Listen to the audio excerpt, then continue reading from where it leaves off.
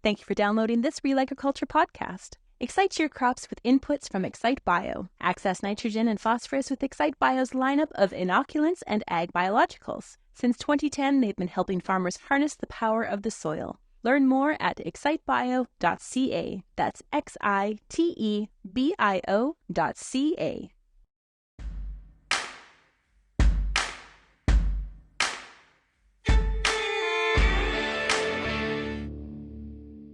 And we are joined right now by the Chief Executive Officer with Farm Credit Canada. It is Justine Hendricks. Justine, great to see you. Great to see you too. Okay, so a big event today in Ottawa for Canada's Ag Day, the future of food. When you hear that title, what do you think of? Oh my. When I hear that title, I think of, for one, I mean, the opportunity that Canada has in terms of contributing to what food will look like over the course of the following years. This morning we talked a lot about the opportunity for Canada. We talked about it being a generational opportunity in terms of what we can bring to the table.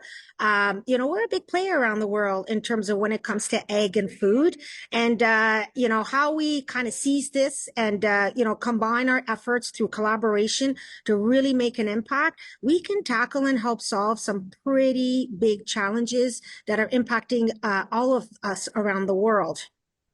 A lot of times we're super busy in our lives, and that's family, and that's our careers and our family farm operations. You probably identify with this too, and the time sort of just flies by. Yeah. And we don't take the time to celebrate. And to me, that's kind of what today is about with Canada's Ag Day. It's kind of celebrating just the contribution this industry and the people make to just society in Canada in general. Yeah, it's great how you position it because I believe this is our 8th year. So, I'm on my 2nd year on the roll. And I have to tell you, I mean, we sold out, right? So, I mean, the interest is constantly growing. And you're right, like people want to take a pause, right? So it's a great time for get everybody in industry together. We tackle some all sorts of topics, bring some new ideas to the table. But what it is, and it goes beyond the event of today, right? What you see in Ottawa is that many of the associations end up having their annual general meeting during this week. So it kind of ends up being kind of a big buzz in town about ag and food. So you're right, and it's important to do. And I was reflecting this morning when I look at the timing of it, after Christmas, beginning of February, it really kind of kicks off the year for the industry in a really neat way. Yeah, for sure. So as you were sitting in the audience there today, what were your takeaways? What were some of the things maybe that you learned today because there was a pretty awesome agenda. So yeah, lots to learn. Yeah. No, there's tons to learn. I mean, the thing is about innovation, right? So to me, I mean, if we look at some of the different panels, we heard from some of the major players in Canada in terms of how they're looking to contribute from an innovative perspective, right? Some of them are like doing testing on farmland. They're inviting people to come and actually see for themselves. So there's this element of being transparent about it. So we learned lots about that. What we also learned is some of the big players, like we had McDonald's, we had McCain, how they're working together, right? So back to this collaboration between us or amongst us, which is allowing us to, I would argue, go faster, be more comprehensive in our testing, and then together we can move forward. I must say, I love the one about leadership, right? We had 3 panelists, different backgrounds altogether, really being able to describe how they got to where they are today, but how it actually connects to what they do each and every day in their role and kind of their motivation for the future. So that was really neat. I think of what we just heard of from Murad in terms of Murad always brings to the table that global view. He shakes us up all the time, but in a really good way, right? Like he knows where the opportunities are. And he comes to this conference with always some really tangible examples. So, it's gone from you can almost say from the local to the global, right? And all the way through, we've weaved in leadership, right? In terms of, whether it's at the individual, at the the regional perspective, and then you look at the globe opportunity for Canada. So it kind of makes a pretty a comprehensive agenda, as you said. Yeah, and one of the things, you just said go faster. And I thought of the fact that, I've had numerous people who have done interviews with over the past number of years where they say that Canada is really good at like identifying an opportunity. Mm-hmm. But then we sort of like don't necessarily go as fast as you just sort of like go fast to it. We sort of take our time, and one person had said we're victims of trying to be perfect and create this perfect sort of like path. Yeah. Why did you mention go fast? Why is that so critical in today's global environment? So there's two reasons I think it's important. And, I mentioned it in my opening remarks. First, I think we have to recognize that in order to solve some of the big problems and opportunities. So this morning was about, health, climate change, sustainability. We need to recognize that we actually need to make mistakes. So to me, we talked about some of the targets we have. We don't have that many growing seasons. So for me, fast is about, making those mistakes, and through those mistakes, you get your wins. But if we wait too long, as you say, we identify an opportunity and then we sit and we wait, we're actually not learning fast enough to be able to get to the right solution. So that is for me what, whether we collaborate, so, being complementary with other players within the ecosystem, whether, we heard too about how do we leverage more our universities or our colleges, right, that can do applied research to kind of accelerate that pace.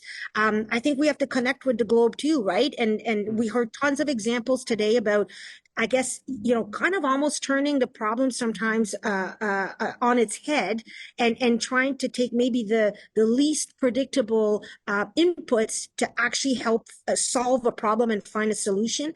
That's to me what we have to do. And that's what we have to accelerate so we can learn what we need to learn, make the mistakes, and then find that solution and then scale it. I think is another thing we heard a lot about today, scaling the Canadian capability for helping what we're trying to achieve globally. Yeah, you made me think of the famous McKinsey consultant Tom Peters, who I remember being in one of his presentations one time, and he talked about how one slide was like, don't fall into the trap of like aim, fire. It needs to be like fire, right? Yeah. No, and the other analogy, what we're hearing, so, being it's a Canada's National Ag Day, we just heard, right? Do the Gretzky thing, follow where the puck is going, right? Don't just follow the puck, right? Yeah.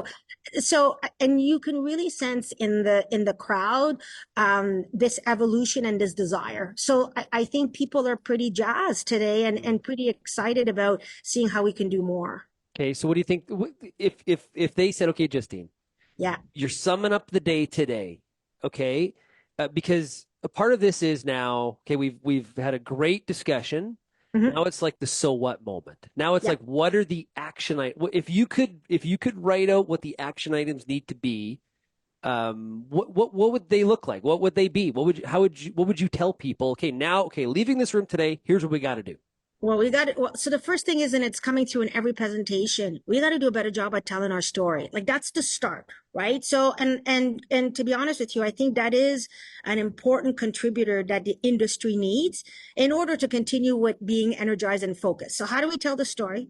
This collaboration has to accelerate, right? So, sometimes I think in Canada, Canada's a pretty big country. How do we actually share across the country what we're doing so that we can go faster? So how do we take that collaboration piece to the next level? We heard loud and clear, we need investment. It can't just be government. We need the private sector to come. And I believe with industry, if I look at, our role with FCC in terms of what are the products that we need to support the industry that needs to invest, whether in a new innovation, whether we've got new startups. So how do we keep a pulse on the market of what are those changing needs? We need to recognize what those risks are, but we need to really support the industry in order to get there. So that's kind of how I would summarize it in a nutshell in terms of what are the next steps. Well, you live in the financial world.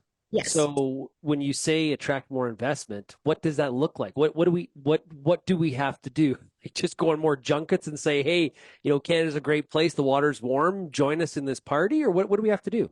So yes, and we need to bring data.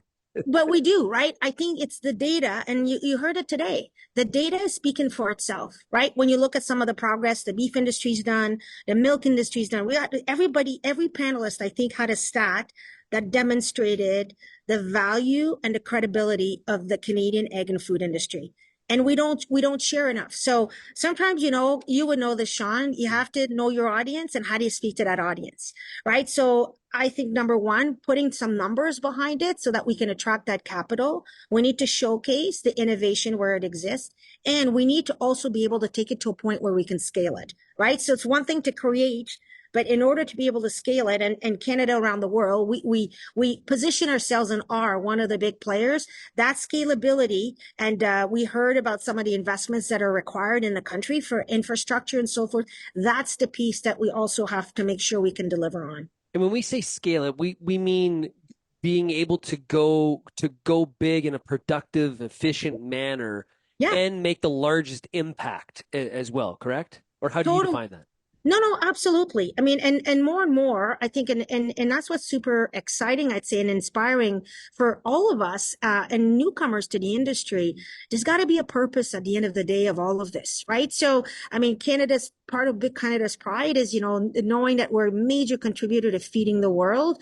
Lives are changing, diets are changing. And the belief is we've got the ingredients in this country, along with some innovation, to be able to take that to the next level. And that's what Canada is all about. And if you look at kind of the standards we have in Canada, it gives us a global reputation. So how do we take those and bring it even further into the opportunities that are around the world? That is exactly what we mean. It's a heavy lift, though, because of the diversity of the industry. Right? If we were talking about, okay, we're going to do all this for the airline industry, I use them as the example all the time because there's like two major carriers, there's a few sub carriers, and they're all the same pretty much. They're flying the same planes, they're dealing with the same unions. Like they're really, really very, very similar. And so that's an easier lift from a certain perspective because you're not dealing with the broadness and the diversity scale that we are like just go to Saskatchewan and look at the differences from farm to farm.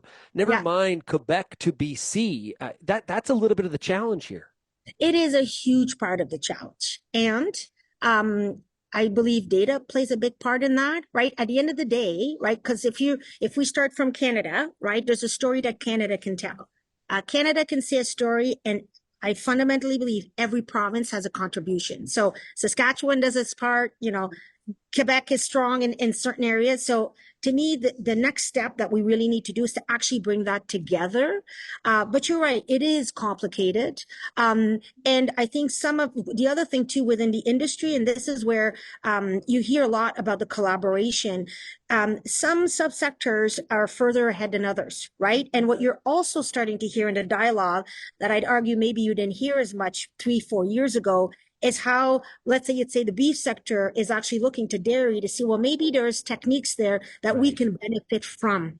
So before it was more, everybody would stay in their silo, right? We knew it really well. And it was about how do you position yourself vis-a-vis others? But that's the big change is you're seeing different subsectors looking at others saying, hey, maybe there's something they're doing there that can make a difference. So we're trying. And that to me is the change, right? That we're starting to witness. And that's what gives me a lot of positive sentiment towards, I think we can really make this happen. That's what I've been preaching for a long time. So finally, people are finally listening. Okay, this is awesome stuff. Okay, Justine, thank you so much for joining us. Congratulations on Canada's Ag Day and the Future of Food event. Really, really appreciate it. It was great to chat with you. Super. Thank you.